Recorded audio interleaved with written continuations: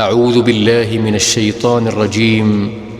بسم الله الرحمن الرحيم. سبحان الذي أسرى بعبده ليلا من المسجد الحرام إلى المسجد الأقصى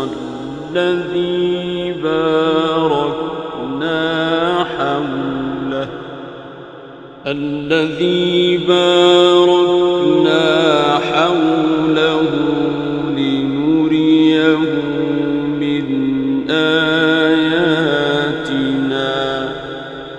إنه هو السميع البصير.